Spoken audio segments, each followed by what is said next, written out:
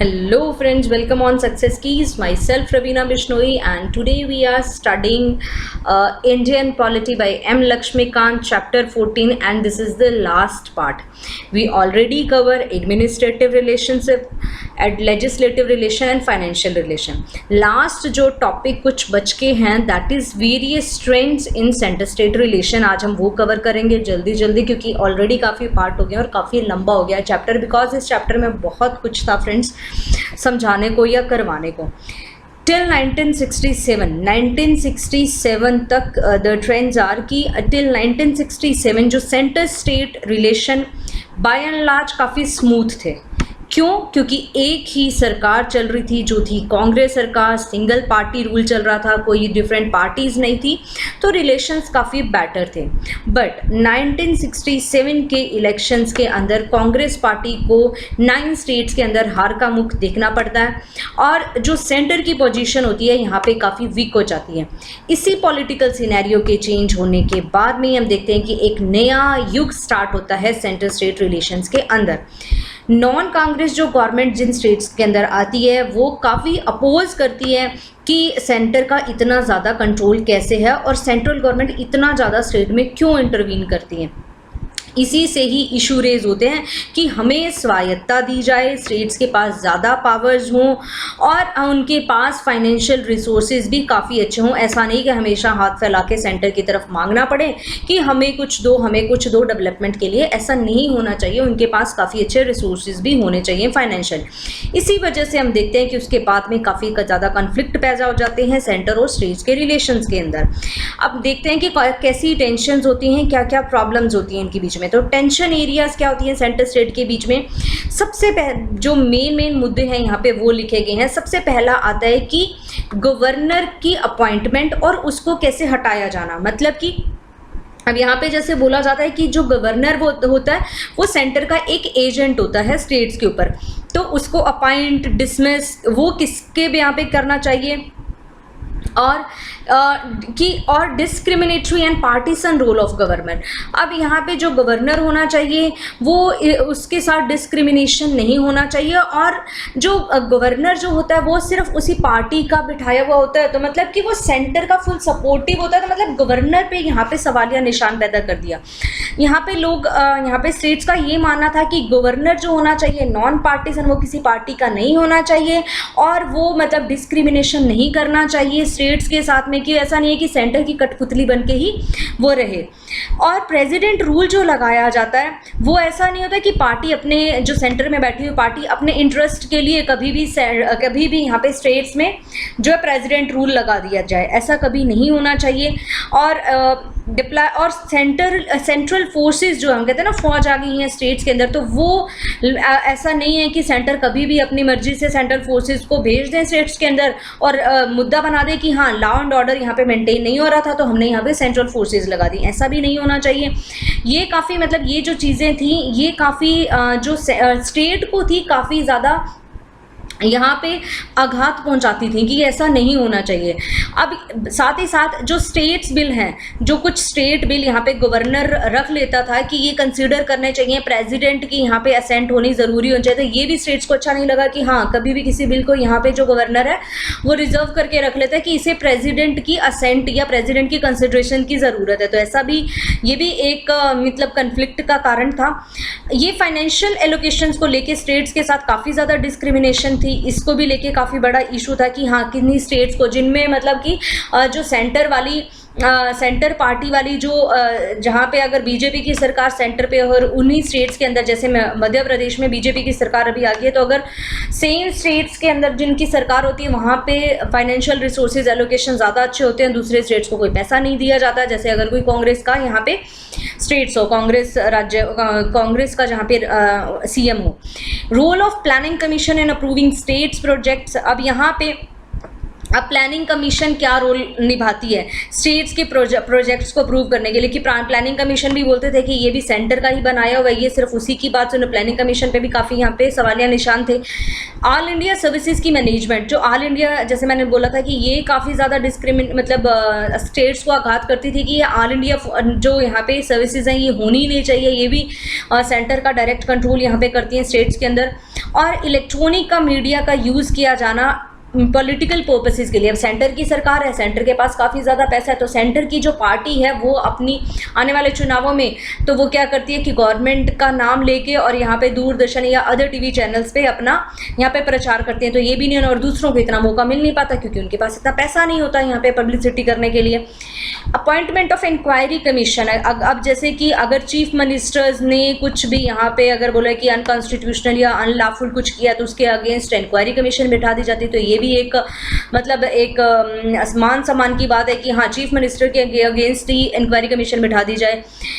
Sharing of finances, अब यहाँ पे फाइनेंसेस को लेके जो सेंटर और स्टेट के बीच में फाइनेंसेस का शेयरिंग होता है तो इसके ऊपर भी काफ़ी ज़्यादा कोई बोलता था इससे ज़्यादा होना चाहिए, हमें कम दिया जा रहा है। जैसे अभी माना जाता है कि अभी हमारी 15th फाइनेंस कमीशन में 42% ऑफ शेयर यहाँ पे डिवोल्यूशन होता है स्टेट्स के साथ। तो यहाँ पे फाइनेंसेस को लेके काफ़ी ज़्यादा प्रॉब्लम थी। और दूसरी बात की सेंटर जो है स्टेट्स लिस्ट के सब्जेक्ट के ऊपर एनक्रोच करता है, मतलब स्टेट लिस्ट के सब्जेक्ट्स के ऊपर यहाँ पे कानून बनाता है। मतलब डिफरेंट यहाँ पे कॉन्स्टिट्यूशनल प्रोविजन है जिसकी वजह यहाँ पे जो है सेंटर स्टेट लिस्ट के सब्जेक्ट के ऊपर कानून बना सकता है। ये मैंने आपको पहले पिछले जो यहाँ पे लेजिस्लेटिव रिलेशंस थे उनमें बताया था कि किन किन में यहाँ पे ये सेंटर कानून बना सकता है स्टेट लिस्ट पे। या तो कोई स्टेट्स अपील करते हैं या फिर डिफरेंट स्टेट्स के द्वारा अपील की जाती है, या कंकरेंट लिस्ट के ऊपर जब ये कानून बनाया जाता है सेंटर के द्वारा तो अगर स्टेट भी बनाता है तो सेंटर का बनाया हुआ जो कानून है वो ज़्यादा प्रिवेल होता है। तो इस मामले में एनक्रोचमेंट काफ़ी ज़्यादा हो जाती है, प्रभाव काफ़ी ज़्यादा बढ़ जाता है सेंटर का स्टेट के ऊपर। अब इश्यूज जो है सेंटर स्टेट्स रिलेशंस के उन सभी को यहाँ पे कंसीडर किया गया मिड 1960 से। यहाँ पे जब बातें उठ जाती है ना, कहीं धुआं लग जाता है तो उनको मतलब पूरा उसकी छानबीन खोज पड़ताल की जाती है और उसके लिए कमीशंस बिठाए गए। तो यहाँ पे काफ़ी डेवलपमेंट हुई इस केस के अंदर। तो एक कमीशन बिठाया गया, दैट इज़ जिसे बोला गया एडमिनिस्ट्रेटिव रिफॉर्म कमीशंस।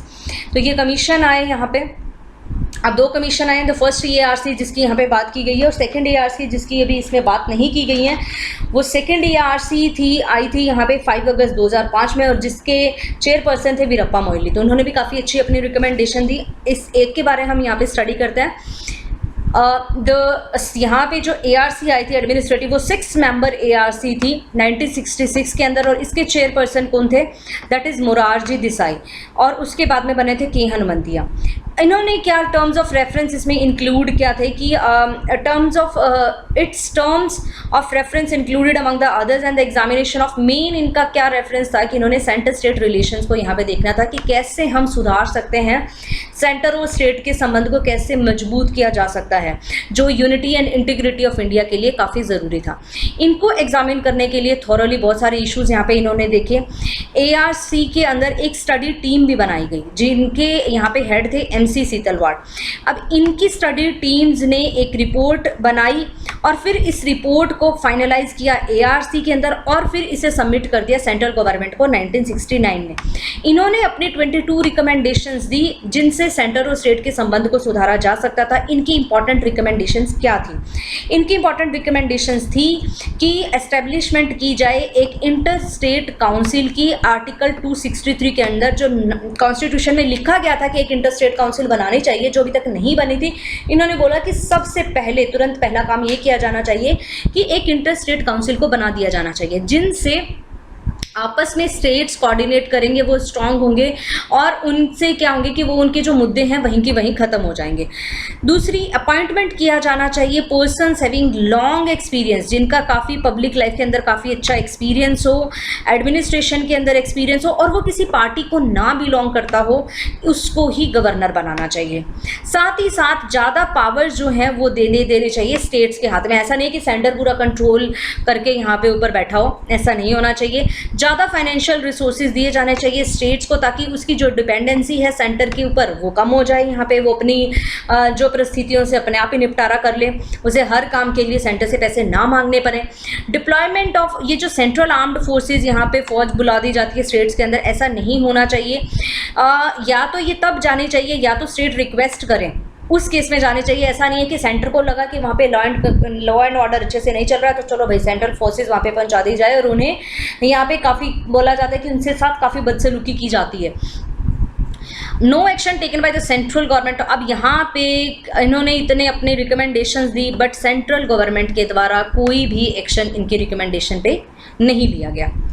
तो जब नहीं लिया गया तो दूसरी कमेटी बिठाई गई, that is named as Rajamannar committee. 1969 के अंदर तमिलनाडु गवर्नमेंट जो डीएमके की सरकार थी, वहाँ पे 3 मेंबर उन्होंने एक कमेटी बिठाई जिसके चेयरमैन थे डॉक्टर पीवी राजामन्नार। इन्होंने एग्जामिन किया पूरा क्वेश्चन सेंटर स्टेट रिलेशंस कैसे होने चाहिए, कैसे मजबूत कर सकते हैं, क्या इनके अंदर खामियां हैं, और इन्होंने कुछ अमेंडमेंट्स बताए कॉन्स्टिट्यूशन में। ये कुछ अमेंडमेंट्स करने चाहिए जिससे कि ज़्यादा ऑटोनॉमी मिले। अब इन्होंने एक बात कर दी कि कॉन्स्टिट्यूशंस के अंदर बदलाव किया जाए, ठीक है, कि कॉन्स्टिट्यूशन में बदलाव किया जाए जिसकी वजह से कि स्टेट्स को ज़्यादा ऑटोनॉमी मिलेगी, तो क्या सेंटर स्टेट रिलेशंस जो है अच्छे हो जाएंगे।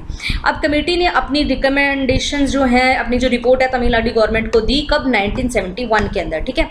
तो वो हमारी जो फर्स्ट कमेटी उसकी हमने रिपोर्ट देख ली कि उसकी रिपोर्ट कब आई थी, ऑन नियर अबाउट 1969, और उसके बाद में इन्होंने अपनी रिपोर्ट दी थी 1971 के अंदर।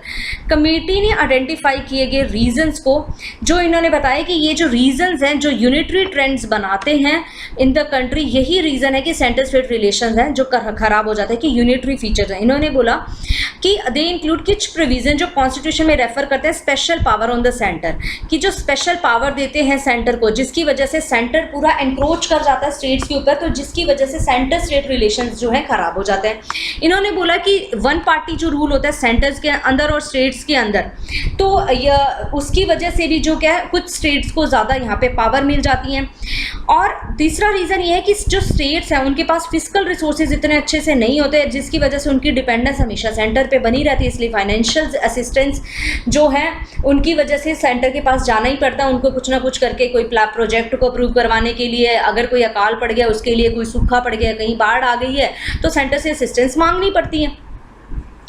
और जो सेंट्रल प्लानिंग है और रोल ऑफ प्लानिंग कमीशन, ये प्लानिंग कमीशन और ये सेंटर के ऊपर प्लानिंग, मतलब सेंटर ने जो प्लान बना लिया उस पर स्टेट्स को भी चलना है, चाहे वो उस पर चलने के लिए राजी हो या ना हो, उसके पास उतने रिसोर्सेज हो या ना हो, तो ये भी एक रीज़न है। तो इन्होंने कुछ रिकमेंडेशंस दी इस कमेटी ने अपनी। वो रिकमेंडेशन क्या थी? इन्होंने सबसे पहले बोला कि एक इंटर स्टेट काउंसिल बनानी चाहिए, अभी की अभी बना दो, मतलब कि अभी कोई देरी नहीं, सबसे पहले इंटर स्टेट काउंसिल बनाओ, सारे मुद्दे यहीं पे हल हो जाएं।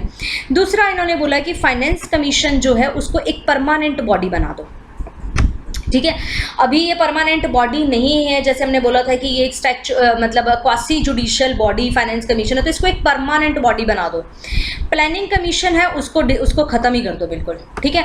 और it place should be taken by a statute, इसकी जगह पे एक स्टैच्यूटरी बॉडी लेके आओ जिसको कानून पारित करके लॉ के तरीके से यहाँ पे बनाया जाए। ऐसा नहीं कि सेंटर ने अपनी तरफ से बना दिया है रेजोल्यूशन पास करके, नहीं, ऐसा नहीं, एक स्टैच्यूटरी बॉडी बनाओ इसकी जगह पे, ठीक है।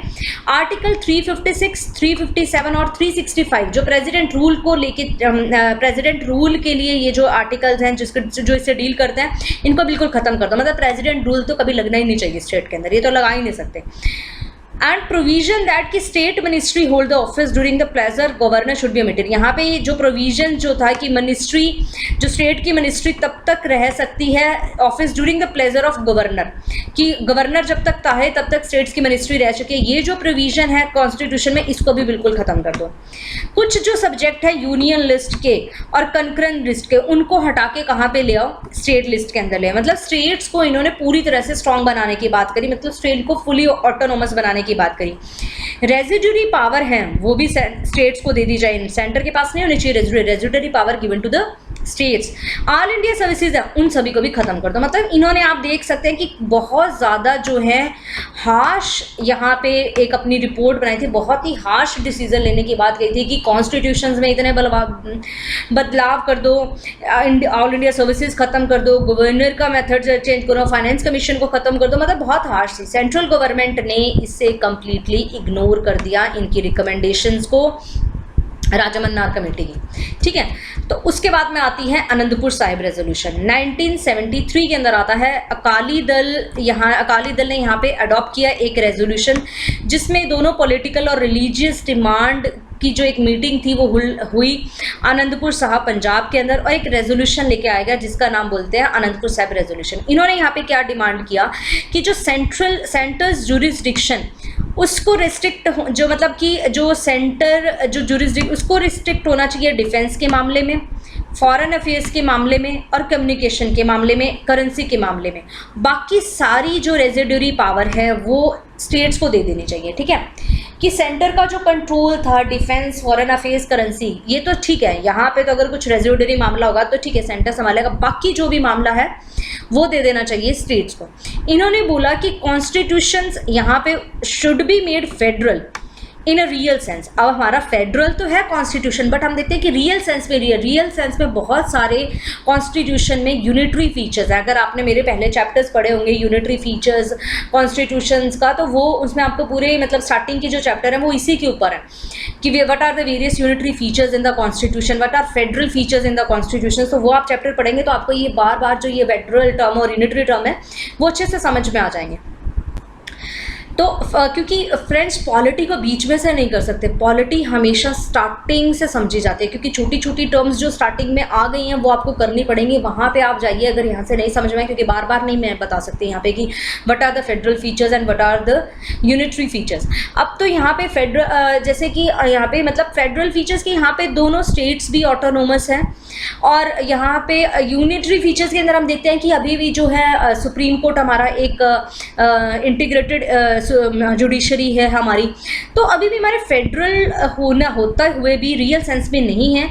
Should ensure equal authority and representation to all state at the centre, मतलब सभी को इक्वल अथॉरिटी और रिप्रेजेंटेशन मिलनी चाहिए स्टेट्स को और के अंदर। ऐसा नहीं हुआ कि सेंटर ज़्यादा इंक्रोच कर जाए पावर के अंदर, जैसे अभी हमने देखा कि लेजिस्लेटिव में भी कैसे, फाइनेंसेस में भी कैसे और एडमिनिस्ट्रेटिव में भी कैसे सेंटर इंक्रोच करता है स्टेट्स को। तो उसके बाद में आता है वेस्ट बंगाल मेमोरेंडम 1977 के अंदर। वेस्ट बंगाल गवर्नमेंट जो कम्युनिस्ट द्वारा चलाई जा रही थी, तो उन्होंने एक मेमोरेंडम लेके आए सेंटर स्टेट रिलेशंस के ऊपर और उसे सेंट्रल गवर्नमेंट को दे दिया।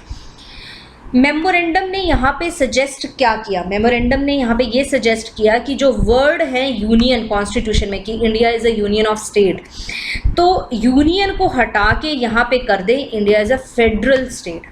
ठीक है, तो यहाँ पे यूनियन ऑफ स्टेट नहीं है, फेडरल है, फेडरल स्टेट्स है यहाँ पे। तो मतलब कि फेडरल अगर वर्ड लेके आ जाए तो मतलब वो स्टेट्स क्या हैं, स्वायत्त हो जाएंगे पूरे के पूरे, और ये चांसेस बन जाते हैं कि वो कभी भी निकल भी सकते हैं स्टेट से। वो खुद का अगर कहीं पे बोल देंगे हमें तो अपना खुद का कंट्री ही बनाना है, तो यहाँ पे ये बात की गई कि हाँ फेडरल शब्द लिखेंगे तो ज़्यादा हमें स्वायत्तता मिलेगी।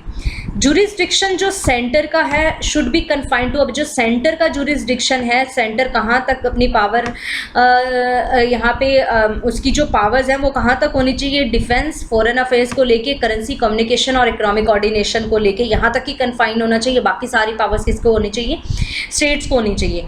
बाकी जो और भी सब्जेक्ट है रेजिडुअरी की वो स्टेट्स के पास होने चाहिए। आर्टिकल 356 और 357 जो प्रेसिडेंट रूल को लेके रिलेट करते हैं, और 360 जो फाइनेंशियल इमरजेंसी को लेके, उनको यहाँ पे खत्म कर दिया जाए। बार बार यहाँ पे प्रेसिडेंट रूल और फाइनेंशियल इमरजेंसी इनको खत्म करने की बात हो रही है। स्टेट्स की कंसेंट ज़रूरी होना चाहिए जब भी हम कोई नया स्टेट को बनाते हैं या रीऑर्गेनाइज करते हैं डिफरेंट एग्जिस्टिंग स्टेट्स को, तो उससे स्टेट की अनुमति लेनी ज़रूरी है। अभी जैसे हम देखते हैं कि जम्मू कश्मीर और लद्दाख वाला जो रीजन है, इनको यहाँ पे अलग अलग किया गया, तो यहाँ पे आप देखते हैं कि स्टेट से कुछ नहीं पूछा गया था।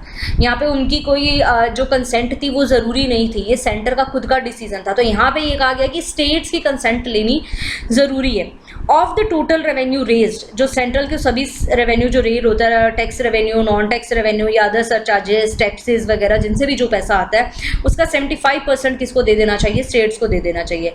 राज्यसभा के पास इक्वल पावर होनी चाहिए जो भी लोकसभा के पास पावर होती है। अब यहाँ पे ऐसा क्यों कहा गया? क्या लोकसभा के पास ज़्यादा पावर है? यस, एग्जैक्टली, लोकसभा के पास में ज़्यादा पावर होती है राज्यसभा से लेके। अब किस किस मामले में उनके पास ज़्यादा पावर होती है? उनके पास पावर होती है कि जो मनी बिल होता है सिर्फ इंट्रोड्यूस किया जाता है लोकसभा में, इसे राज्यसभा में इंट्रोड्यूस नहीं किया जाता। बस राज्यसभा के पास 14 दिन का टाइम दिया जाता है, आप इसको देख लीजिए, चेक कर लीजिए, कुछ रिकमेंडेशंस देना चाहते हैं दे दीजिए, अगर उनकी कोई ज़रूरी भी नहीं होता कि उनकी रिकमेंडेशन मानी जाए वहाँ पर, ठीक है। लोकसभा के पास पावर होती है कि वहीं पे ही बजट जो आता है इंट्रोड्यूस किया जाता है वो लोकसभा में किया जाता है। लोकसभा के पास पावर होती है कि वो कंट्रोल कर सकती है मिनिस्ट्रीज के ऊपर, क्योंकि वो डिफरेंट मोशन लेके आती है, confidence motion, censure motion, adjournment motion और क्वेश्चन आवर, मतलब वो मिनिस्ट्रीज को कंट्रोल करने के लिए उनसे कुछ क्वेश्चंस पूछ सकते हैं, उनसे सारा ब्यौरा मांग सकते हैं, ठीक है। तो ये और काम रोक को मतलब कि अभी मतलब ये प्राइवेट मतलब मेन मुद्दे को लेके कि कुछ बातचीत कर सकते हैं, तो ये सारी जो पावर्स हैं ये आगे आपको ये सारे इमोशंस वगैरह अच्छे तरह से समझाऊंगी, डोंट बी वरी अबाउट। तो यहाँ पे मेन मुद्दा निकलता है कि लोकसभा के पास ज़्यादा पावर होती है, राज्यसभा जो जहाँ पे डिफरेंट स्टेट्स के यहाँ पे रिप्रेजेंटेटिव आए होते हैं उनके पास इतनी ज़्यादा पावर नहीं होती। नेक्स्ट आता है there should be only central और स्टेट सर्विसेज होनी चाहिए, कोई ऑल इंडिया सर्विसेज नहीं होनी चाहिए। सेंट्रल गवर्नमेंट ने यहाँ पे इनकी डिमांड्स को भी नहीं माना, मेमोरेंडम की कोई भी डिमांड यहाँ पे नहीं मानी गई। तो उसके बाद में आती है सरकारिया कमीशन। ये फ्रेंड्स नहीं माना या माना, बट आपको सभी याद ज़रूर होने चाहिए कि किसने क्या बोला था। बहुत ही इंपॉर्टेंट ये कमीशंस हम कर रहे हैं, एडमिनिस्ट्रेटिव रिफॉर्म कमीशंस और ये डिफरेंट और राजमन्नार कमेटी, ये बहुत ही ज़्यादा इंपॉर्टेंट है। नेक्स्ट आता है सरकारिया कमीशन।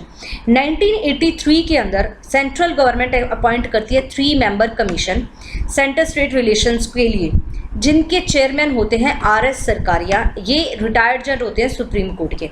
अब कमीशन को कहा जाता है कि आप एग्जामिन करिए, रिव्यू करिए और देखिए कि अभी क्या अरेंजमेंट है, कैसा चल रहा है सेंटर स्टेट रिलेशंस, और रिकमेंड करिए कि क्या क्या चेंजेस हमें लाने चाहिए इसके अंदर। तो इनको शुरुआती में 1 साल दिया गया था कि आप अपना पूरा काम 1 साल में हमें करके दिए, फिर उसको बाद में इनको एक्सटेंड टाइम बढ़ाया गया और इन्होंने रिपोर्ट आके सौंपी अक्टूबर 1987 में। तो देख सकते हैं कि काफ़ी ज़्यादा टाइम इनको लग गया था कि ये बना था हमारा 1983 के अंदर और इन्होंने रिपोर्ट दे दिया 1987 के अंदर। इसकी समरी फिर बाद में समरी बनाई इन्होंने, 1 साल और लग गया इसको समरी देने में। 1988 में इन्होंने पूरी समरी मतलब इनको दी। कमीशन ने यहाँ पे फेवर नहीं किया स्ट्रक्चरल चेंजेस, इन्होंने कोई ऐसा स्ट्रक्चर के अंदर चेंजेस मतलब कॉन्स्टिट्यूशन में कोई चेंजेस इतना नहीं बना जैसे पिछली बार ये आर्टिकल को ओमिट कर दो, डिलीट कर दो, रिपील कर दो, नहीं, इन्होंने कोई स्ट्रक्चर चेंजेस यहाँ पे नहीं बोले। And regarded the existing constitutional arrangement and principle relating to the institution basically sound. अब यहाँ पे इन्होंने ये माना कि जो अभी कॉन्स्टिट्यूशनल अरेंजमेंट हैं, जो भी यहाँ पे कमीशन बने हुए हैं, जो कुछ भी बने हुए हैं वो सब सही है। इन्होंने ध्यान दिया कि चेंजेस किस में होना चाहिए, फंक्शनल और ऑपरेशनल एक्सपेक्ट में। जिस तरीके से काम किया जाता है, जिस तरीके से किसी चीज़ को निपटाया जाता है, वो जो चीज़ है जिस तरीके से हम मतलब जो काम करने का तरीका है उसको बदलना चाहिए। इन्होंने देखा कि जो फेडरलिज्म है is more a functional arrangement, मतलब फेडरलिज्म जो है एक फंक्शनल अरेंजमेंट है, ना कि ये बोल दिया कि हाँ यहाँ डिफरेंट स्टेट्स को ऑटोनॉमी दिया जाए। ये ऑटोनोमस बनाना, उनको स्वायत्त करना, ये ऑपरेशन में लाने की बात है, ना कि सिर्फ लिखने की बात है। फॉर कोऑपरेटिव, दोनों सभी को कोऑपरेटिव एक्शन से कार्य करना चाहिए, देन अ स्टैटिक, ना कि सिर्फ एक नाम का इंस्टीट्यूशन बना के। अगर इंटर स्टेट काउंसिल भी बना दे, वो भी अगर कोई काम ढंग से ऑपरेशन नहीं करेंगे तो उसका भी फायदा क्या है। तो कोई इंस्टीट्यूशनल कंसेप्ट नहीं है, ये एक कोऑपरेशन की बात है, आपस में कोऑपरेट करना। जब तक आपस में सभी सहमत नहीं होंगे तो कुछ भी नहीं होने वाला। इन्होंने रिजेक्ट कर दिया कि हाँ यहाँ पे पावर सेंटर की कम कर देनी चाहिए, नहीं, इन्होंने बोला कि सेंटर हमेशा से स्ट्रांग होना चाहिए। अगर स्ट्रांग होगा तो हमारी नेशन पूरा यूनाइट होके रहेगा। हमें कोई ऐसा नहीं है कि आपस में जो स्टेट्स हैं टूटने की बात हो जाए, आपस में स्टेट्स कोई लैंग्वेज के आधार पे टूट जाएं, कोई अलग कंट्री बना ले, जैसे पंजाब में बात हो रही थी तो ऐसा कुछ भी नहीं होना चाहिए, नहीं तो ऐसे टूटने की कगार पे हम आके खड़े हो जाएंगे।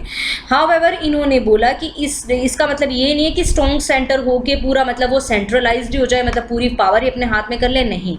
इन्होंने बोला कि ओवर सेंट्रलाइजेशन, अगर सेंट्रलाइज हो वो ठीक है, ओवर सेंट्रलाइजेशन हो गया मतलब कि blood pressure at the centre, मतलब कि प्रेशर बहुत ज़्यादा बढ़ जाता है सेंटर में, कि प्रेशर बढ़ गया मतलब पूरा ब्लड कहाँ पे चला गया, सेंटर की तरफ चला गया, और मतलब जो क्या है खून की कमी आ गई कहाँ पे, स्टेट्स के अंदर। तो ऐसा नहीं होना चाहिए कि पूरा का पूरा मतलब कि खींच के ही ले जाए, नहीं, ओवर प्रेशर नहीं होना चाहिए, ओवर सेंट्रलाइजेशन जो है वो गलत बात है।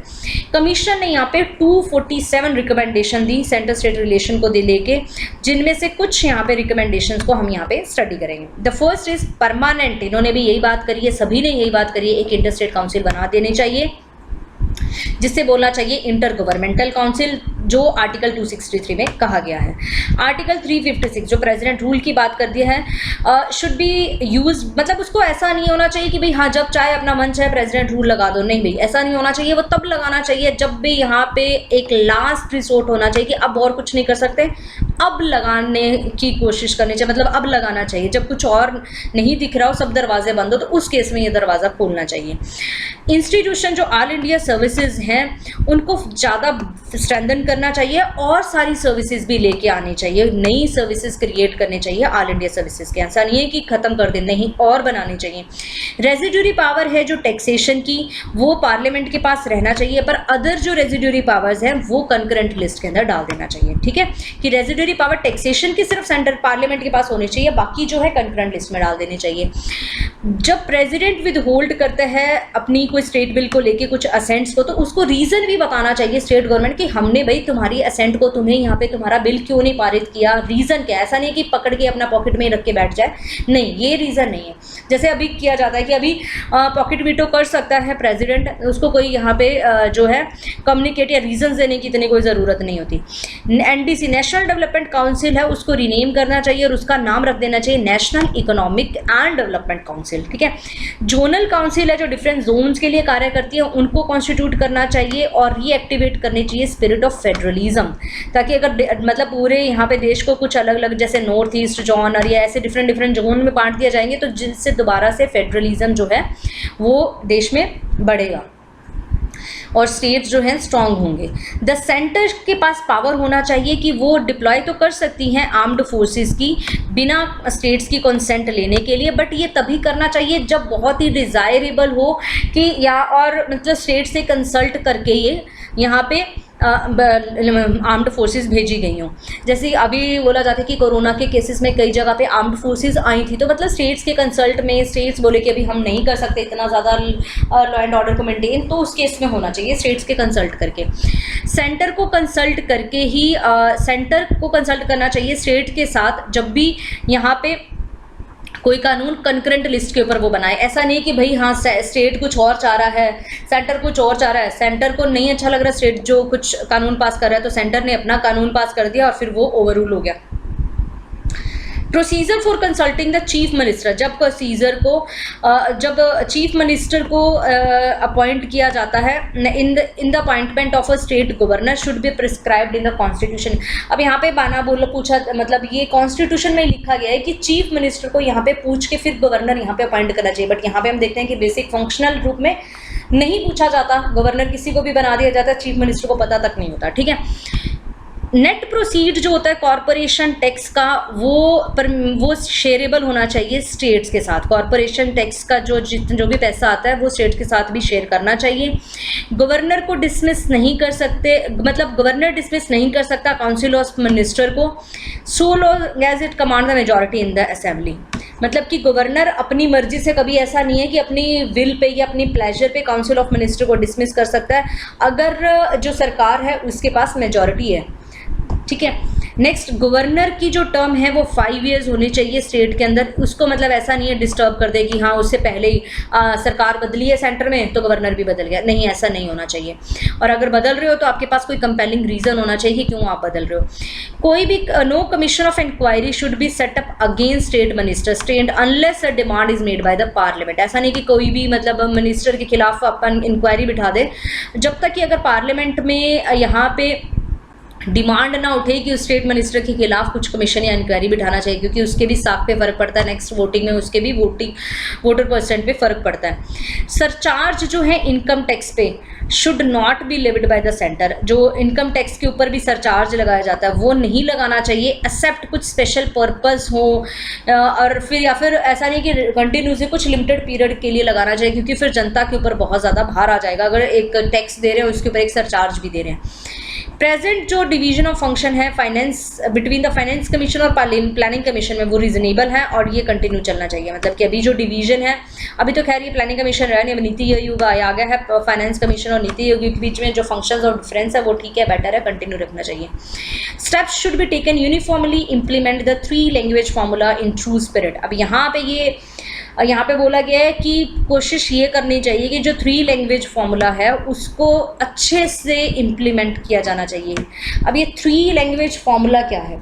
3 लैंग्वेज मतलब 3 भाषा, ये तो समझ गए 3 भाषा। तो अब ये 3 भाषा क्या चीज़ है कि 3 भाषा किस केस के अंदर ये 3 भाषा का नाम ले रहे हैं? तो फ्रेंड्स ये जो 3 लैंग्वेज कंसेप्ट है कि हमें जो फर्स्ट है जो अपनी जो आज़ादी होती है अपनी मदर लैंग्वेज के अंदर, ये जो 3 लैंग्वेज कंसेप्ट है फ्रेंड्स ये आया था 1968 के अंदर, पॉलिसी रेजोल्यूशन से, ये नेशनल पॉलिसी रेजोल्यूशन से इनिशिएट किया गया था। अब इसमें ये बोला गया था कि जैसे हमारा नॉर्थ इंडियन वाला जो रीजन है उसके अंदर एक तो बेसिक जो हमारी जो मदर टंग है वो उनको आनी चाहिए, एक हिंदी आनी चाहिए, इंग्लिश आनी चाहिए, और एक उसको मॉडर्न इंडियन लैंग्वेज जो मतलब कि कोई साउथ इंडिया की लैंग्वेज उनको आनी चाहिए। और साउथ के अंदर ये बोला गया था कि उनको एक हिंदी आनी चाहिए, एक इंग्लिश आनी चाहिए और एक उनकी जो है रीजनल लैंग्वेज आनी चाहिए नॉन हिंदी स्पीकिंग स्टेट्स के अंदर। तो इसका मतलब ये हुआ कि ऑल ओवर द इंडिया जो है उनको 3 लैंग्वेज आ जाएंगी। एक तो इंग्लिश जो है अगर हम कहीं बाहर जाएंगे तो नहीं मात खाएंगे, और एक हिंदी जो है अगर हिंदी हमें आ गई तो ऑल ओवर द इंडिया के अंदर हिंदी सभी को आ गई। दूसरा कि अगर हमें मॉडर्न हिंदी मतलब जो मॉडर्न रीजनल लैंग्वेज है या हमारी जो मॉडर्न इंडियन लैंग्वेज है वो अगर आ गई, मान लीजिए कि अगर हम नॉर्थ इंडिया में रह जाए, साउथ इंडिया की कोई हमें एक कन्नड़ा या जो तमिल या कोई एक हमें लैंग्वेज जो है मोस्टली स्पीकिंग है वो आ गई, तो हम इंडिया में कहीं पर भी जा सकते हैं, किसी से भी हम यहाँ पे क्या रिलेट यहाँ बातचीत कर सकते हैं। तो ये एक 3 लैंग्वेज मामला था कि उसको अच्छी तरह से ट्रू स्पिरिट में यहाँ पे अपनाना चाहिए, जो हम देखते हैं कि कहीं से कहीं तक ऐसा नहीं है, कहीं से कहीं तक उसको नहीं अपनाया गया है कि ना तो हमें कोई साउथ इंडियन की लैंग्वेज आती है ना साउथ इंडियन वाले हिंदी को बोलना प्रेफर करते हैं। तो इसीलिए भी अभी तक हम देखें थे कि हिंदी जो है हमारी राष्ट्रभाषा नहीं बन पाई है। No autonomy for the radio and television but decentralisation in this operation. ऐसा नहीं है कि रेडियो एंड टेलीविजन के ऊपर जो सत्ता में जो सरकार है उसी के ऊपर ही पूरा हक हो गया वही उसको यूज़ कर सके, बल्कि इसको डिसेंट्रलाइज कर देना चाहिए, स्टेट्स के ऊपर भी इसका अधिकार होना चाहिए। जैसे अभी देखते हैं कि रेडियोज़ जो है FM वगैरह आ रहे हैं उनके अंदर CM अभी स्पीचेस दे रहे हैं, ठीक है, तो अभी ये डिसेंट्रलाइज्ड है, वो यूज़ कर सकते हैं उसको। और PM की मन की बात तो सभी सुनते ही हैं।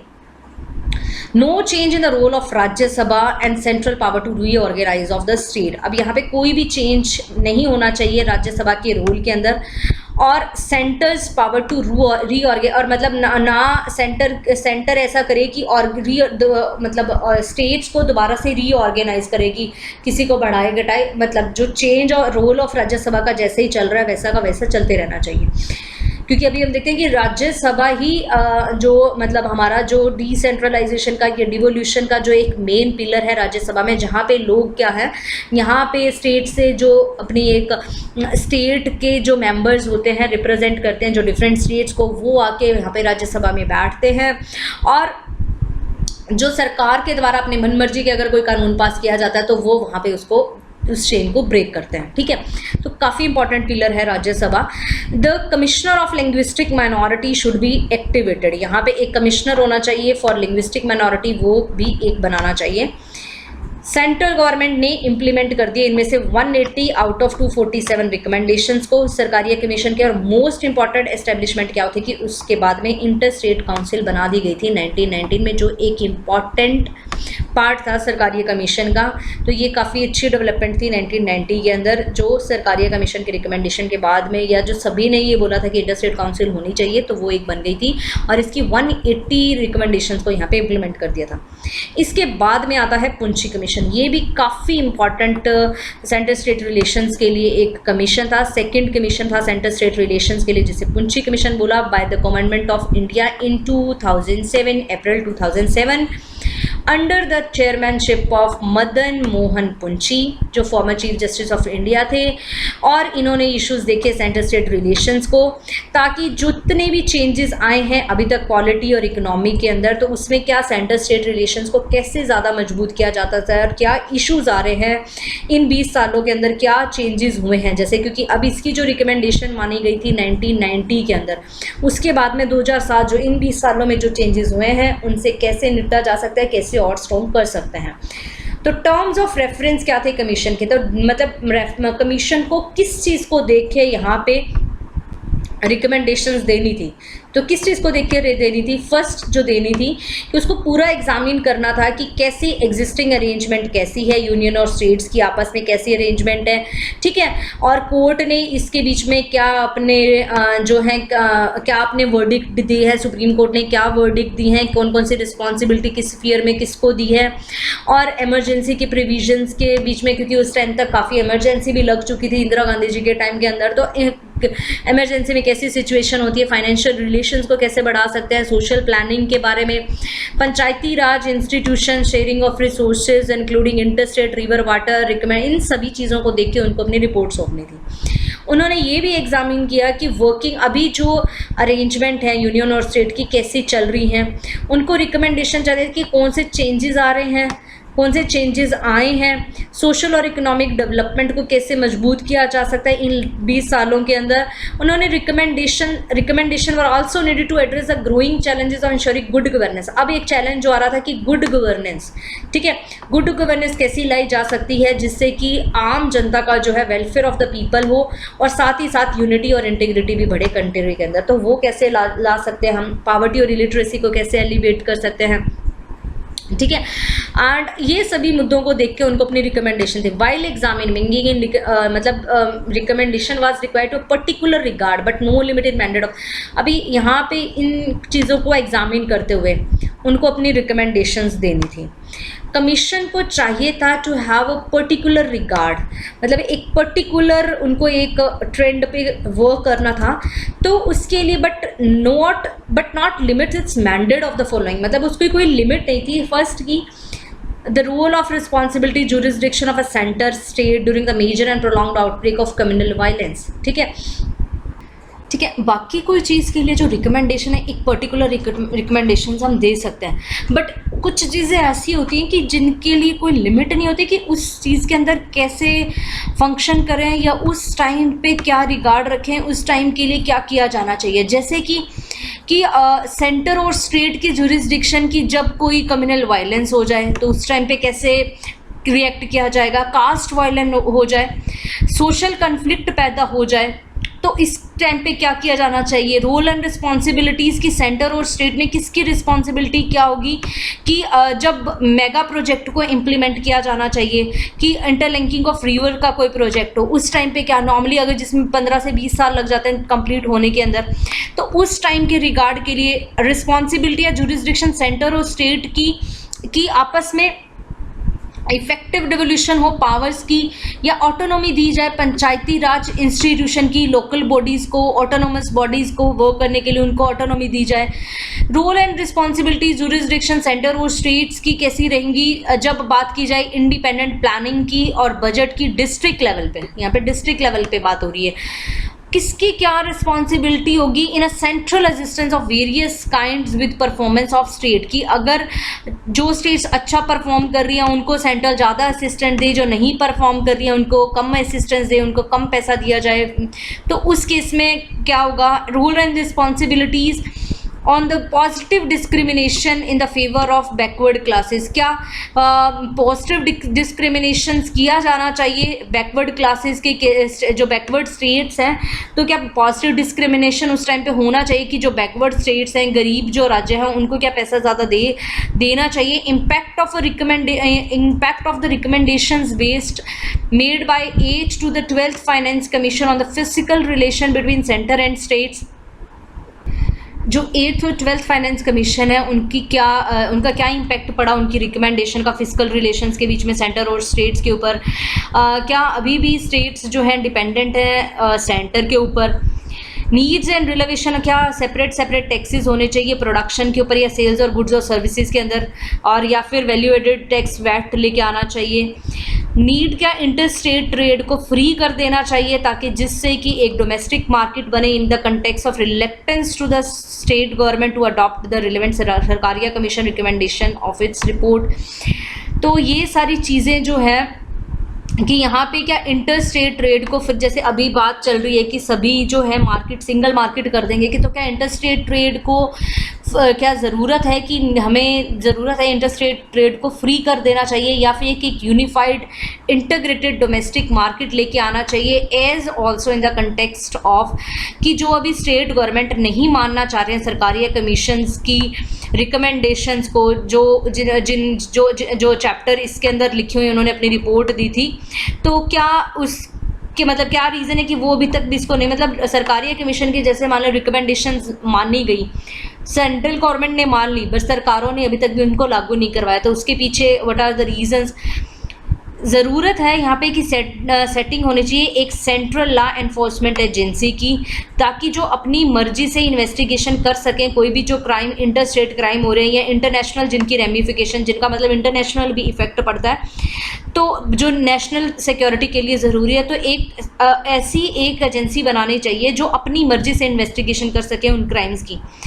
The feasibility of a supporting legislation under the Article 355 for purpose of suo motu development of central forces in the state, if and when the situation so demand, मतलब कि जब सिचुएशन डिमांड करे तो अपनी मर्जी से यहाँ पे सेंट्रल फोर्सेस को यहाँ पे डिप्लॉय कर देना चाहिए। तो क्या इस लेजिस्लेशन को यहाँ पे सपोर्ट करना चाहिए अंडर आर्टिकल 355। कमीशन ने अपनी रिपोर्ट सौंपी इस रिपोर्ट के ऊपर गवर्नमेंट में 2010 में, और फाइनलाइज की इन्होंने 1456 पेजों की यहाँ पे रिपोर्ट दी, जो 7 अलग अलग वॉल्यूम्स के अंदर आई थी। ठीक है, और हेलो फ्रेंड्स, यहाँ पे एक चीज़ मेरे से बार बार छूट गई थी, ये विज़ बताना। विज़ यहाँ पे फैंसी टर्म यहाँ पे दी हुई है। विज़ होते हैं कि सेंटर की तुलना में स्टेट्स, तो ये यहाँ पे आपको ध्यान रखना है कि इसने यहाँ पे ये सारे रिकमेंडेशंस ऊपर वाले सारे जो पॉइंट्स को टर्म्स ऑफ रेफरेंस को देके दी, बट यहाँ पे एक पर्टिकुलर रिगार्ड जो रिक्वायर्ड था, जिसकी कोई यहाँ पे मैंडेट नहीं है कि सेंटर की तुलना में किसको ज़्यादा रिस्पॉन्सिबिलिटी दी, स्टेट्स को दी कि कम्युनल वायलेंस को लेके सेंटर की तुलना में अगर स्टेट्स को यहाँ पे होना चाहिए हक के इंटरलिंकिंग को, रिवर्स के बारे में सोचना चाहिए, पंचायती राज इंस्टीट्यूशन को ऑटोनॉमी देने के लिए सेंटर की तुलना में स्टेट्स के पास हक होना चाहिए, एंड रिस्पॉन्सिबिलिटी और जुरिसडिक्शन जो अधिकार है सेंटर की तुलना में स्टेट्स के पास होना चाहिए in promoting the concept of district level, और positive discrimination in the backward state, और ये सारी चीज़ें कि मतलब सेंटर की तुलना से स्टेट को। ठीक है, तो ये सारे हमने पढ़ लिए। इन्होंने अपने 1456 पेज की रिपोर्ट दी 7 वॉल्यूम्स के अंदर, और जिससे हम देखते हैं इन्होंने काफ़ी ज़्यादा हेल्प ली सरकारिया कमीशन से, और national commission review the working of constitution की रिपोर्ट से भी, सेकेंड एडमिनिस्ट्रेटिव रिफॉर्म कमीशन की, जिसके बारे में मैंने आपको पहले बताया था कि सेकेंड एडमिनिस्ट्रेटिव रिफॉर्म कमीशन भी बना था अगस्त नियर अबाउट 2005 के अंदर।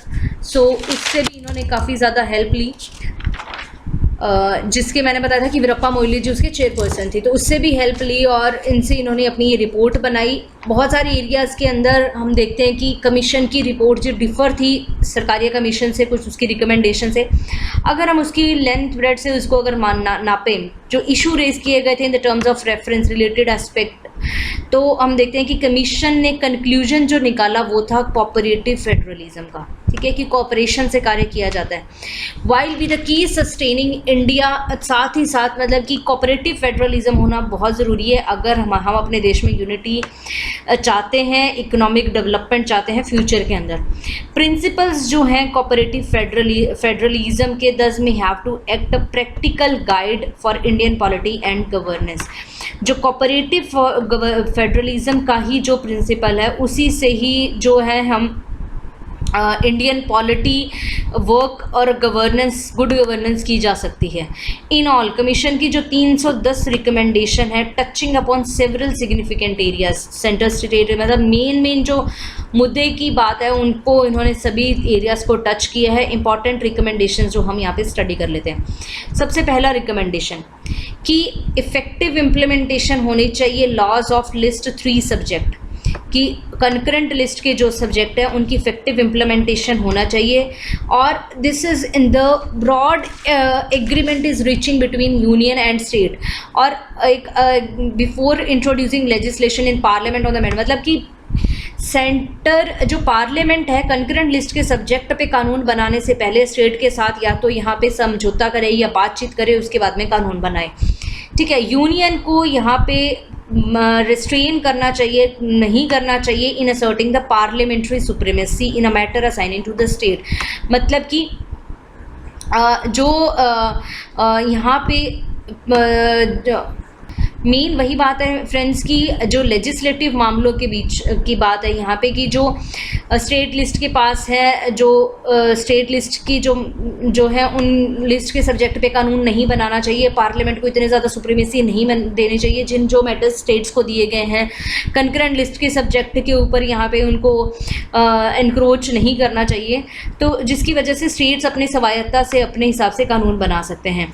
यूनियन को ऑक्यूपाई करना चाहिए that many subject in a concurrent list और ओवरलैपिंग जुरिस्डिक्शन, जो वहाँ पे बहुत ही ज़्यादा ज़रूरी हो जाता है कि हाँ भाई देश के हित के लिए हमें ये कानून बनाना ज़रूरी है, तो वहाँ पे बनाना चाहिए। ऐसे नहीं कि जब चाह कंकरेंट लिस्ट के ऊपर ओवर रूल कर दें स्टेट लिस्ट के कानून को। दे शुड बी एक ऑडिटिंग रोल होना चाहिए इंटर स्टेट काउंसिल का, जो बनाई गई थी, जो हमने पीछे बार बार कह रहे थे इंटर स्टेट काउंसिल बनाई गई, तो एक उसका ऑडिटिंग रोल भी होना चाहिए। Management of matter in concurrent और ओवरलैपिंग जुरिस्डिक्शन के मैटर को भी ये इनको हल करना चाहिए कि क्या पार्लियामेंट को कानून बनाना चाहिए था कि नहीं बनाना चाहिए था, कि नहीं बनाना चाहिए, ये स्टेट का ही मानना चाहिए। जो 6 मंथ्स का पीरियड है प्रिस्क्राइब होना चाहिए आर्टिकल 201 के अंदर स्टेट लेजिस्लेशन के लिए। किसी भी एक्ट को जब कानून वापस यहाँ पे जब कोई बिल सरकार की प्रेसिडेंट के सेंट के लिए दिया जाता है तो वो वापस अगर रिटर्न हो जाए तो 6 मंथ का पीरियड होना चाहिए फॉर प्रेसिडेंट आल्सो, कि मतलब जैसे कि 6 महीने के बाद में वापस हो जाता है, फिर वो बिल को रद्द कर दिया जाता है या ख़त्म कर दिया जाता है, तो यही 6 महीने का टाइम प्रेसिडेंट को भी दिया जाना चाहिए कि जब वो अपनी उसको असेंट देने, अब जैसे प्रेसिडेंट है पॉकेट वीटो कर देता है या कोई भी उसके ऊपर एक्शन भी नहीं लेता, तो ऐसा नहीं होना चाहिए कि प्रेसिडेंट कोई एक्शन ही ना। प्रेसिडेंट के लिए भी कोई टाइम लिमिट सेट होनी चाहिए कि 6 महीने का टाइम देना चाहिए कि 6 महीने के अंदर आपको असेंट देनी है या आपको भी होल्ड करके रखना है, क्या भी करना है, 6 महीने का टाइम होना चाहिए।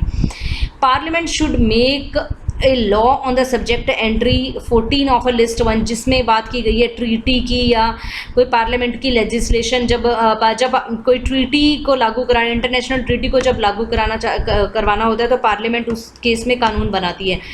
तो यहाँ पे एक लॉ होना चाहिए कि जिसमें कोई प्रोसीजर इन्वॉल्व, मतलब कैसे कानून बनाएगी, क्या उसमें स्टेट्स से भी यहाँ पे पूछा जाएगा, उनसे कुछ असिस्टेंस लीजिए, तो ऐसा होना चाहिए। ऐसा नहीं कि कोई ट्रीटी को लगाने के लिए जो चाहा जैसा कानून थोप दिया गया स्टेट के ऊपर। फाइनेंशियल ऑब्लिगेशंस और उनकी इम्प्लीकेशन जो स्टेट फाइनेंसेस पे होती है rising out of the treaties, अगर मतलब कोई फाइनेंशियल ऑब्लिगेशन है कि मतलब इतना कुछ हर्जाना या इतना कुछ देना है या कुछ ये एरिया देना है कोई स्टेट का, तो should be a permanent terms of reference to the finance commission constituted from time to time. तो ये एक परमानेंट टर्म ऑफ रेफरेंस होना चाहिए, ऐसा नहीं कि कुछ within time being, permanent time of reference होना चाहिए फाइनेंस कमीशन के लिए, constituted from time to time. Means कि अगर किसी स्टेट को किसी एक ट्रीटी के से कारण या किसी फाइनेंशियल ऑब्लिगेशन को पूरा करने के लिए या ट्रीटी को लागू कराने के लिए कुछ नुकसान हो गया, तो ये नहीं कि वो उसको नुकसान सिर्फ उन्हीं 5 हो सकता है, उसका इफेक्ट लंबा चले, मतलब 10-15, तो हमेशा के लिए वो एक टर्म्स ऑफ रेफरेंस होना चाहिए। या फिर उसका कोई पार्ट किसी को दे दिया गया तो वो तो नुकसान उसका लाइफ टाइम का ही हो गया ना। While selecting the governor central government should adopt the following strict guidelines recommended in the Sarkaria commission. तो उसको मतलब कि जब गवर्नर को सेलेक्ट करना हो कि किसी राज्य का कोई गवर्नर सेलेक्ट करना है, तो जो सरकारिया कमीशन की रिपोर्ट में जैसे बोला गया था कि ऐसे गवर्नर को सेलेक्ट करना है, तो उस बात को लेटर एंड स्पिरिट के अंदर मानना चाहिए। ऐसा नहीं कि जो लिख दिया तो लिख दिया, हम तो करेंगे तो अपने मन की, कि वो एक पर्सन ऐसा होना चाहिए जो वॉक ऑफ लाइफ होना चाहिए, मतलब उसकी मतलब अच्छी तरह से जो है पूरा एक्सपीरियंस्ड बंदा होना चाहिए और लाइफ का, और पर्सन ये स्टेट से आउटसाइड ऑफ द स्टेट होना चाहिए, एक डिटैच मतलब ये पॉलिटिक्स से डिटैच्ड फिगर होना चाहिए जिसका लोकल पॉलिटिक्स से कोई लेना देना ना हो। एक ऐसा पर्सन होना चाहिए जिसको ज़्यादा जिन्होंने पॉलिटिक्स में पार्ट ना लिया हो और पर्टिकुलरली उनका कोई रिसेंट पास्ट में वो पॉलिटिक्स से जुड़े हुए ना हो। गवर्नर का एक फिक्स टेन्योर होना चाहिए, ऐसा नहीं कि जब चाहे गवर्नमेंट बदली और यहाँ पे गवर्नर बदल गया। प्रोसीजर ऐसा होना चाहिए कि जैसे इम्पीचमेंट ऑफ प्रेसिडेंट होता है वैसा ही इम्पीचमेंट ऑफ गवर्नर होना चाहिए। आगे हम पढ़ेंगे प्रेसिडेंट के बारे में कि प्रेसिडेंट को कैसे हटाया जाता है, तो उसी ही सेम मेथड से गवर्नर को, काफ़ी मुश्किल मेथड होता है, तो वैसे ही गवर्नर को हटाया जाना चाहिए, ऐसा नहीं कि मनमर्जी से हटा दिया। आर्टिकल 163 है, does not give the governor as a general discretionary power. यहाँ पे आर्टिकल 163 के अंदर ऐसा नहीं है कि गवर्नर को जो general discretionary power to act against without the advice, मतलब ऐसा नहीं है कि वो एडवाइस जो अपनी मर्जी, उसको सवायत कोई उसकी पावर नहीं है कि वो काउंसिल ऑफ मिनिस्टर्स की बात की एडवाइस के बिना कुछ कार्य करे। इनफैक्ट जो एरिया ऑफ एक्सरसाइज होता है डिस्क्रिशन का इज़ लिमिटेड, वो अपनी जो अपनी मन मर्जी से जो कार्य करते हैं वो काफ़ी लिमिटेड होना चाहिए। एंड इस लिमिटेड एरिया के अंदर भी उसकी जो चॉइस ऑफ एक्शन है वो ऐसा नहीं होता है कि वो अपनी मर्जी से कुछ भी कार्य कर ले, उसके ऊपर कोई मतलब कि अपनी मर्जी से कुछ भी कानून लागू कर दे या कुछ भी कर दे, ऐसा नहीं होना चाहिए। उसकी जो चॉइस होनी चाहिए, वो रीज़न होना चाहिए उसके पीछे कि आपने अगर ये कदम उठाया तो इसके पीछे क्या रीज़न है। गुड फेथ में कार्य होना चाहिए, मतलब सही कार्य होना चाहिए कि कुछ कार्य किया गया तो वो गुड फेथ में अच्छे के लिए किया गया हो, ठीक है, तो उसका कोई रीज़न हो। ऐसा नहीं कि उसकी अपना डिस्क्रिशन मतलब कुछ जो मन चाहा अपनी मर्जी से नहीं होना चाहिए, और ऐसा नहीं कि काउंसिल ऑफ मिनिस्टर्स के बिना पूछे ही वो कोई कदम उठा सकते हैं। तो ऐसा होना चाहिए कि आर्टिकल 160 ये कोई इतनी ज़्यादा डिस्क्रिशनरी पावर ना दी जाए।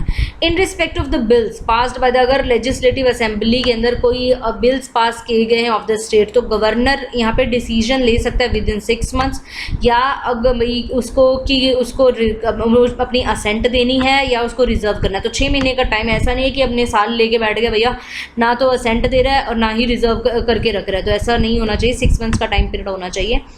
On the question of governor's role, अगर बात करें कि गवर्नर का रोल कैसा होना चाहिए जब अपॉइंट किया जाता है सीएम को इन अ हंग असेंबली। हंग असेंबली क्या होती है कि हंग असेंबली जब चुनाव के अंदर कोई भी पार्टी को मतलब मेजॉरिटी नहीं मिल पाती, कि मेजॉरिटी वोट्स नहीं मिल पाते और कोई भी पूर्ण रूप से जीत के पार्टी नहीं आते, तो उस टाइम पे वो हो जाती है हंग असेंबली।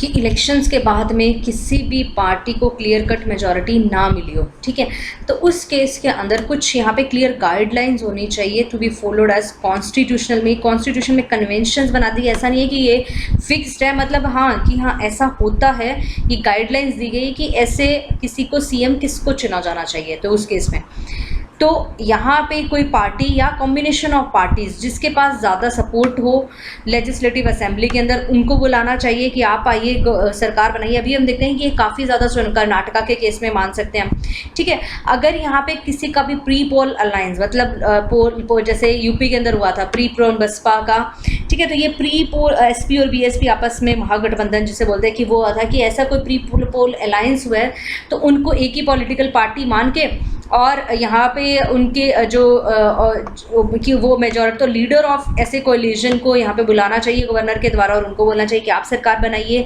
अगर कोई भी पार्टी या कोई प्री पोल कोलिशन या कोई ऐसा महागठबंधन नहीं हुआ जिसको भी अभी तक इनको भी अभी क्लियर मेजॉरिटी नहीं मिली है, तो उस केस में यहाँ पे गवर्नर सेलेक्ट करता है सीएम को इन ऑर्डर ऑफ प्रेफरेंस। अब उस चीज़ में प्रेफरेंस होता है, सबसे पहले प्रेफरेंस दी जाती है उस ग्रुप ऑफ पार्टीज़ को जिसके पास pre poll alliance commanding the largest number, कि उनके पास विच हैड प्री पोल, जो इनका प्री पोल अलायंस के अंदर वो ज़्यादा नंबर हो, उनका नंबर मतलब उनके पास उनकी संख्या ज़्यादा हो, या फिर जो लार्जेस्ट सिंगल पार्टी है वो यहाँ पे ये क्लेम कर दे कि वो यहाँ पे गवर्नमेंट बना सकती है और वो दूसरों की सपोर्ट लेके आ सकती है, ठीक है। या फिर पोस्ट इलेक्टोरल मतलब इलेक्शन के बाद में अगर किसी ने गठबंधन कर लिया, कोई आपस में एक हो गए हैं, तो उनके जो सभी पार्टनर्स आपस में ज्वाइन करके गवर्नमेंट बना सकते हैं, ठीक है।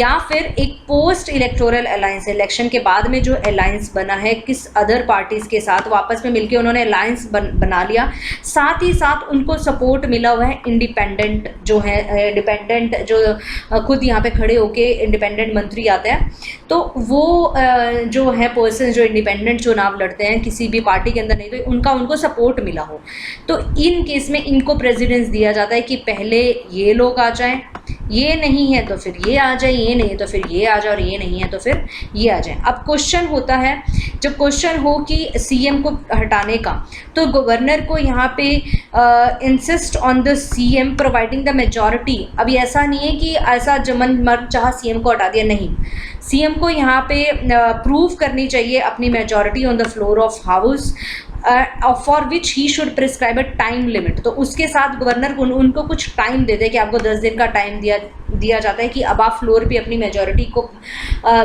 दर्शाइए। अगर मेजॉरिटी नहीं मिलती है तो यहाँ पे चीफ मिनिस्टर को हटाया जाता है और उनकी जो है सत्ता समाप्त हो जाती है। गवर्नर को यहाँ पे राइट होता है कि यहाँ पे सैंक्शन करे prosecution of a state minister against the advice of Council of Minister if cabinet decision appear to the governor to be motivated by the bias in the face of overwhelming material। Okay, कि governor के पास यहाँ पे ये power होती है कि वो किसी भी मिनिस्टर के खिलाफ यहाँ पे प्रोसिक्यूशन कर सकता है स्टेट मिनिस्टर की, मतलब उसके खिलाफ लीगल प्रोसीजर चलाया जा सकता है, कोर्ट प्रोसीडिंग्स उसके ऊपर चल सकती हैं। अगर कुछ उन्होंने कुछ क्रिमिनल एक्ट किया है तो उसके ऊपर चल सकती हैं अगेंस्ट। यहाँ पे अगर काउंसिल ऑफ मिनिस्टर मना भी करते हैं कि नहीं, अगेंस्ट उनकी एडवाइस के जाके उसके स्टेट मिनिस्टर के खिलाफ प्रोसिक्यूशन हो सकती है, सैंक्शन फॉर प्रोसिक्यूशन।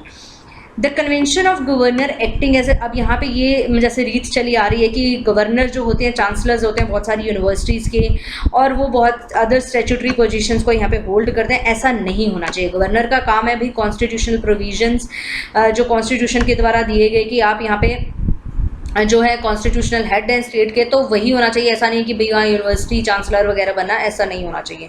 वो एक अलग इंडिपेंडेंट बंदे को देना चाहिए तो वो उसको सही ढंग से चला सकता है।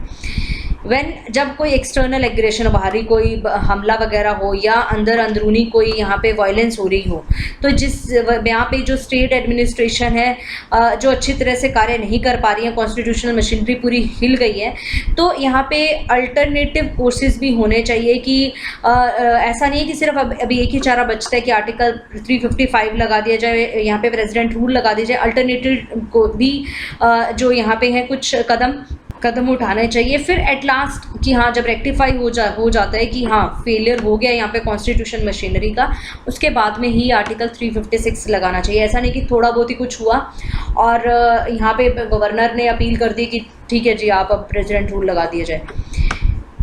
ऑन द क्वेश्चन 18 आता कि अगर आर्टिकल 356 लगाना चाहिए, अगर कॉन्स्टिट्यूशनल मशीनरी बिल्कुल ही वर्क करना हट गई है स्टेट्स के अंदर, तो suitable amendments are required to incorporate the guideline set for in the landmark judgement of supreme. यहाँ पे कुछ अमेंडमेंट चाहिए, जो यहाँ पे कॉन्स्टिट्यूशन में कुछ अमेंडमेंट चाहिए, जो यहाँ पे बात आई थी SR बोमई केस के अंदर वर्सेस यूनियन ऑफ इंडिया 1994 में, ये अमेंडमेंट होने चाहिए कॉन्स्टिट्यूशन के अंदर।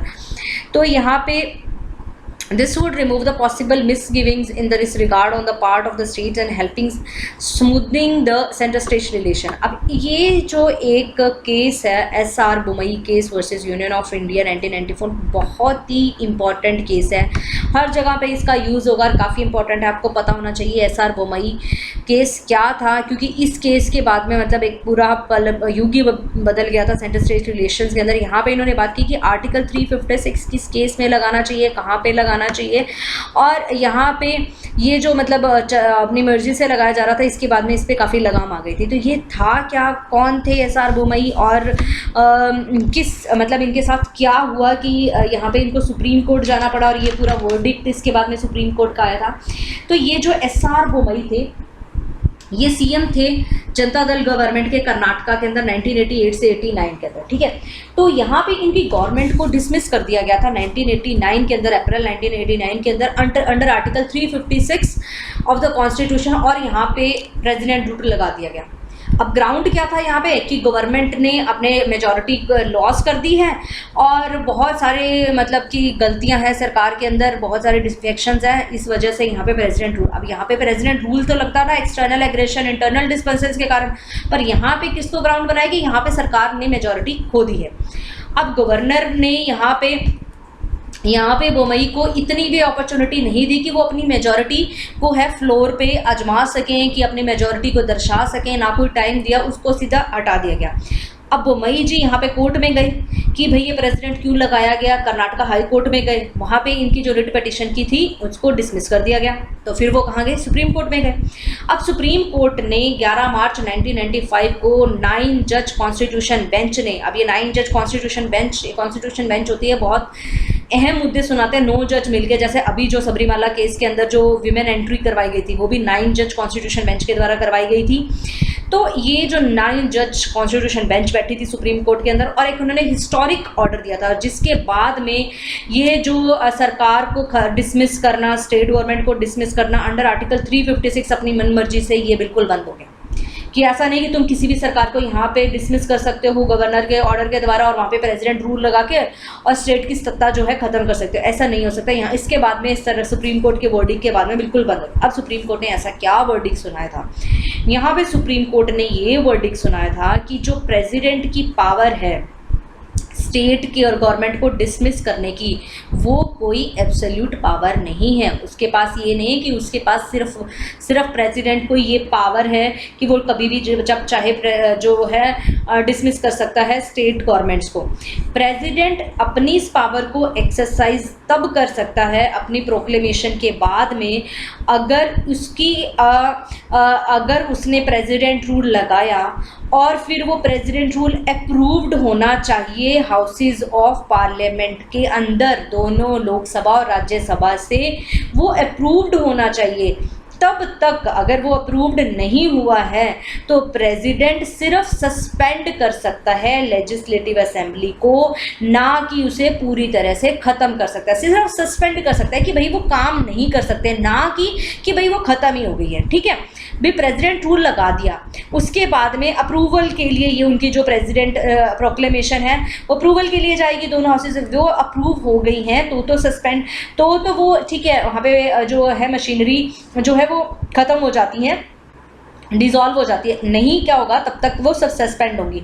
अगर प्रोक्लेमेशन अप्रूव्ड नहीं होती है पार्लियामेंट के अंदर तो ये जो है जो प्रेसिडेंट रूल लगाया गया वो 2 महीने के अंदर अंदर ख़त्म हो जाता है। इस केस के अंदर गवर्नमेंट जो पहले डिसमिस या सस्पेंड कर दी गई थी वो दोबारा से फिर लागू हो जाती है 2 महीने के बाद में। और जो यहाँ पे प्रेसिडेंट रूल अगर प्रेसिडेंट ने लगा भी दिया तो फिर उसका जुडिशियल रिव्यू किया जाता है।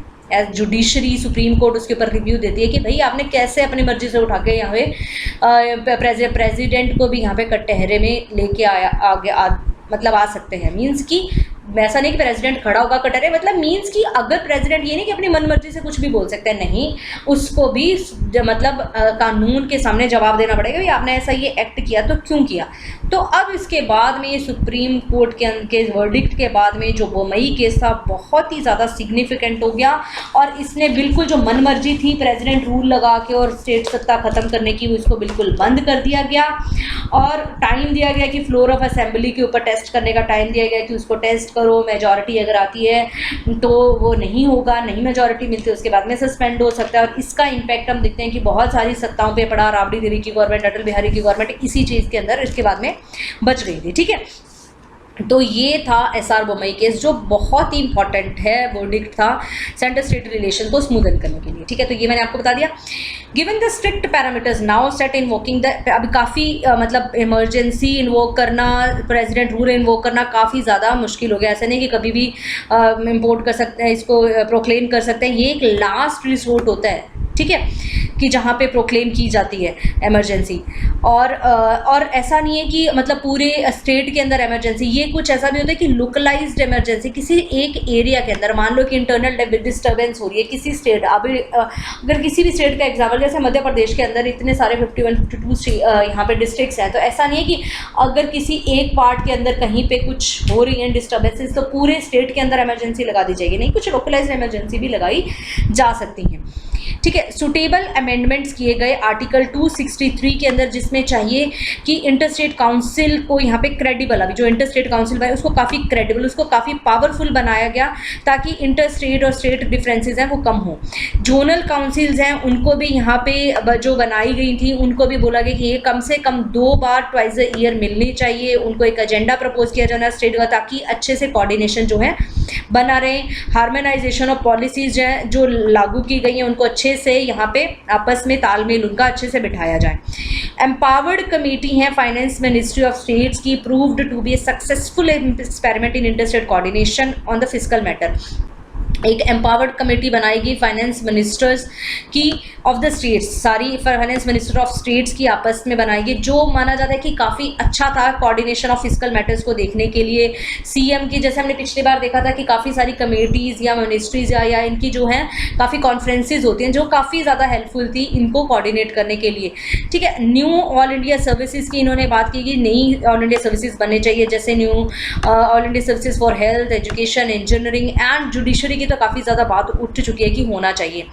फैक्टर जो इनहिबिट करते हैं composition and functioning of second chamber as a representative forum of a state should be removed. यहाँ पे इन्होंने बोला कि यहाँ पे जो राज्यसभा का जो कार्य है उसमें मतलब कि उसको नहीं है कि ऐसा उसकी फंक्शनिंग और कंपोजिशन के अंदर कोई चेंज नहीं होना चाहिए, उनको मॉडिफाई नहीं करना चाहिए, उनके अंदर कोई amendment, it requires amendment of a constitutional provision.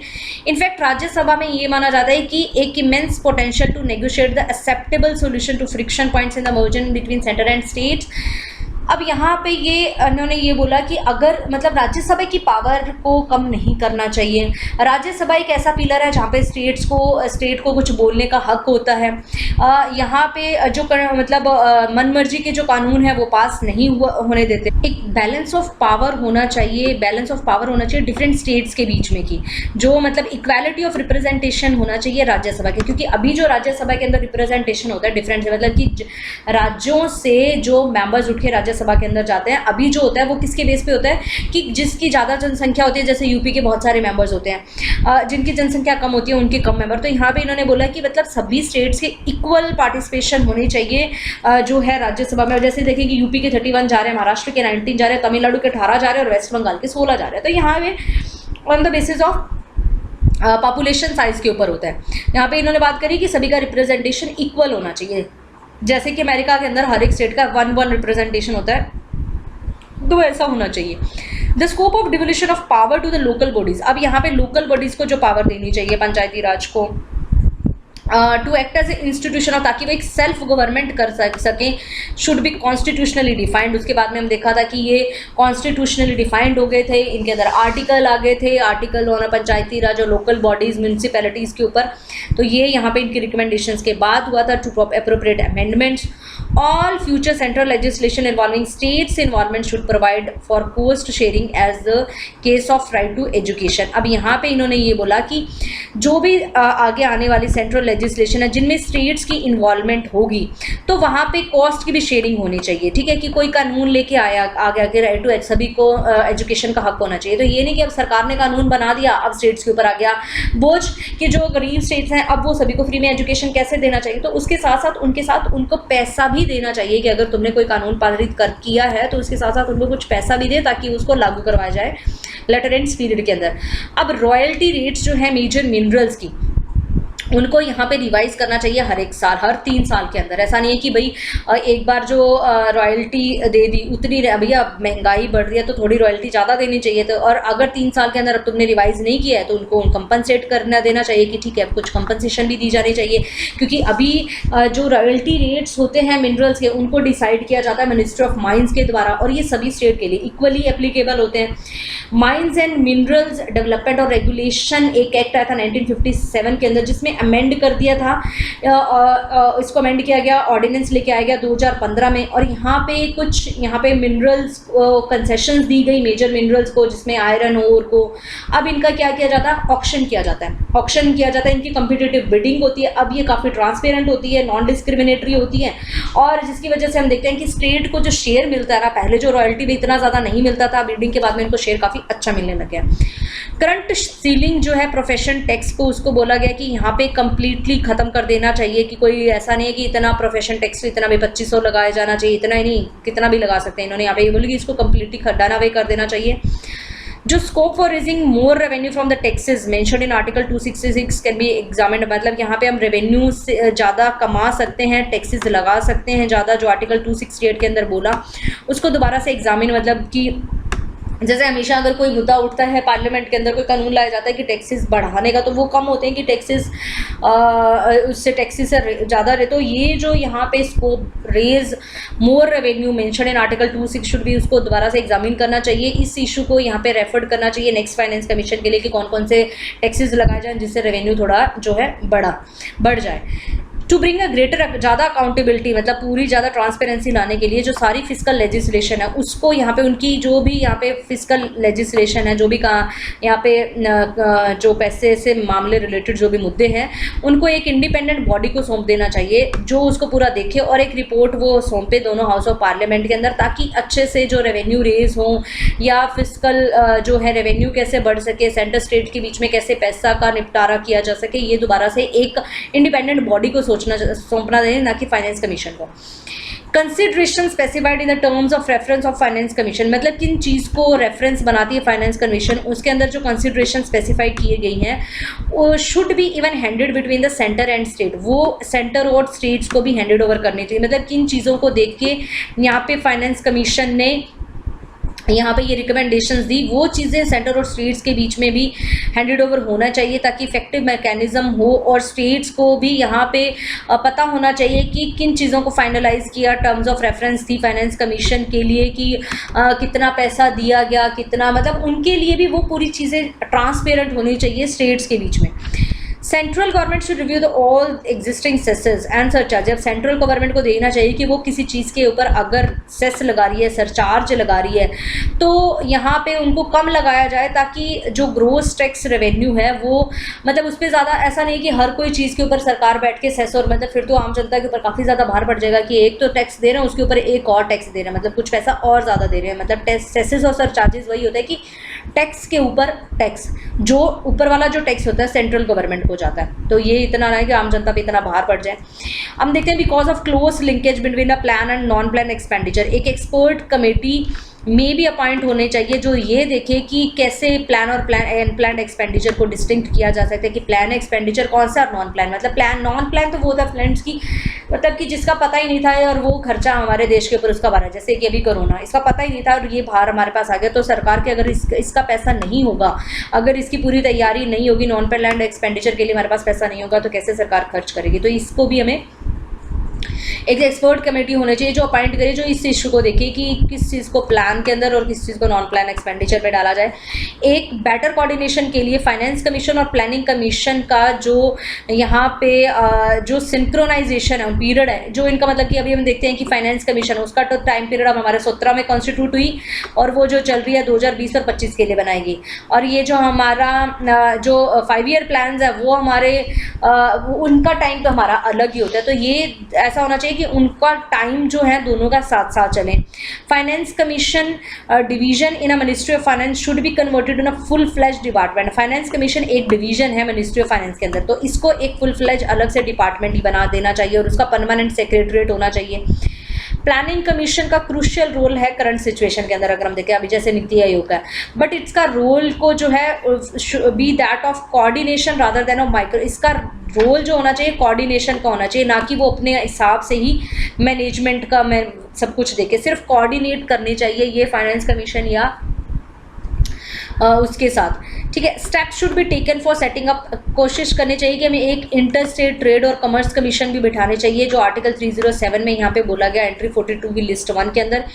ये जो इंटर स्टेट ट्रेड और कमर्स कमीशन है, ये एडवाइजरी और एग्जीक्यूटिव रोल होना चाहिए, इसकी विद डिसीजन मेकिंग पावर भी होनी चाहिए इसके पास। एज अ कॉन्स्टिट्यूशनल बॉडी जो डिसीजन होने चाहिए इस कमीशन के वो फाइनल होने चाहिए और बाइंडिंग होनी चाहिए सभी स्टेट्स के ऊपर।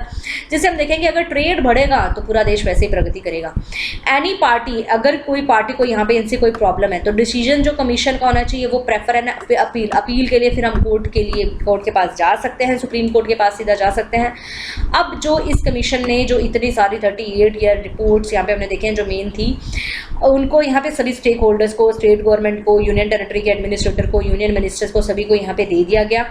और जो कमेंट इनसे रिसीव्ड किए, भी आप क्या चेंजेस वगैरह चाह रहे हैं वो रिसीव्ड किए गए इनसे, और फिर यहाँ पे इनको कंसिडरेशन के लिए भेज दिया गया, ठीक है, इंटर स्टेट काउंसिल के अंदर। और फिर ये फाइनलाइज्ड हो गई और इनमें बहुत सारे इनके जो हैं जो रिपोर्ट्स हैं, बहुत सारी रिकमेंडेशंस इसकी मान ली गई और इनके ऊपर देखते हैं बाद में कानून भी बने। अब ये चैप्टर हो गया हमारा ख़त्म। और यहाँ पे आप देख सकते हैं कि जो आर्टिकल रिलेट करते हैं सेंटर स्टेट लेजिस्लेटिव रिलेशंस के लिए, वो ये आर्टिकल हैं, ये हमने सारे कंप्लीट कर लिए हैं। आप इसमें लास्ट में ये पढ़ सकते हैं, लेसन आगे बहुत बड़ा हो गया तो मैं इसको यहीं ख़त्म करूँगी। आप इसमें ये आराम से पढ़ सकते हैं 245 में क्या लिखा गया है, 246 में, 248 में यहाँ पे रेजिडरी पावर्स ऑफ लेजिस्लेशंस के बारे में लिखा गया। ये आराम से बैठ के पढ़िए, सब कुछ आप हमने पढ़ लिया, ये एक एक ग्लांस में आपको याद हो जाएंगे कि किस आर्टिकल में क्या लिखा गया, तो ये आप आराम से बैठ के पढ़ सकते हैं। यहाँ पे इसमें articles related to centre state administrative relations जो लिखे हैं ये 256 से शुरू होते हैं, 256 टू 263 जो हमने पढ़े थे। Provision with respect to inter state council जो भी हमने स्टडी किया है। उसके बाद में आते हैं फाइनेंशियल रिलेशन 268 से शुरू होके आते हैं हमारे 291, ठीक है। जो यहाँ पे ये तो रिपील ख़त्म हो गया, रिपील कर दिया गया। 298 से लेके annual payment of a certain divestment fund, ये इतना कुछ इंपॉर्टेंट नहीं है, ये इतने यहाँ तक आप कर ले। Adjustment in respect to certain expenses and pensions को लेके जो, ठीक है। Okay, this is all about the chapter. I think आपको समझ में आ गया होगा, ये काफ़ी बड़ा हो गया, so sorry for that, because friends बताना पड़ता है, कुछ समझाना पड़ता है, नहीं यहाँ पे क्या देता है, it's a verbal explanations. So thank you, stay tuned with me for the next lesson, that is we have to study about the next lesson very soon, that is inter state relation. Thank you, nice day, जय हिंद, जय Bharat, bye bye, take care and stay healthy.